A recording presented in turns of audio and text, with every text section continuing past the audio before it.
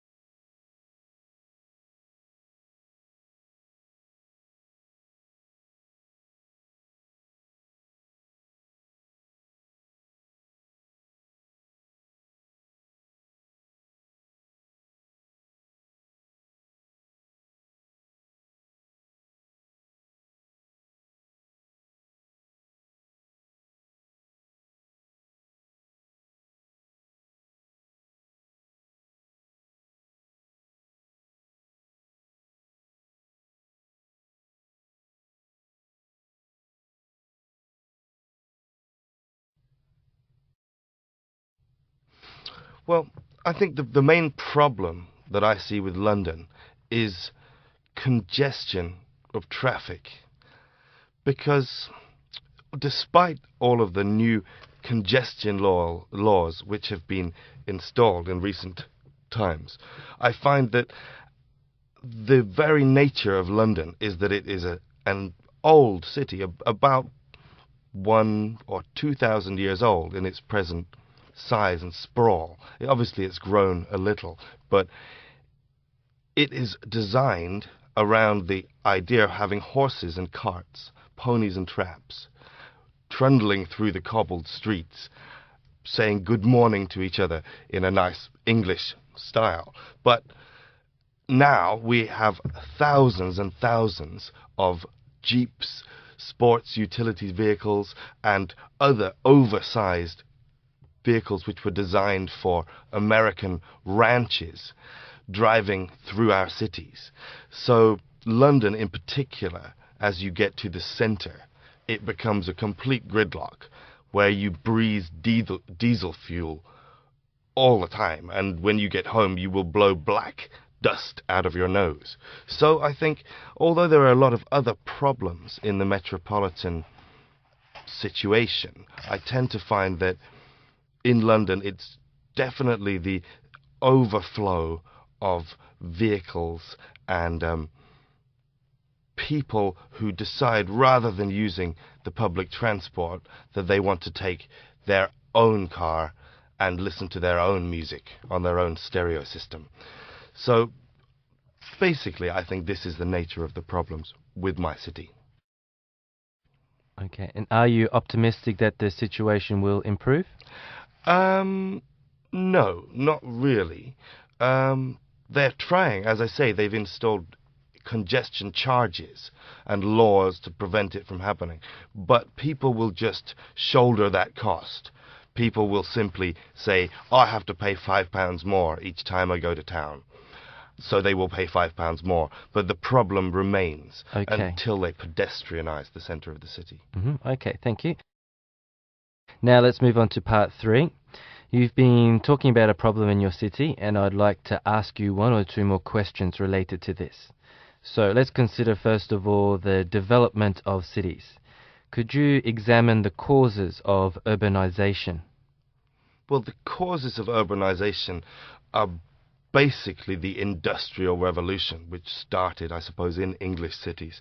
But when London's East End started to industrialize, then obviously they need hundreds of thousands of workers to run the factories and the massive infrastructure of the port city, which is London, which for certainly a century or so was one of the busiest ports in the entire world.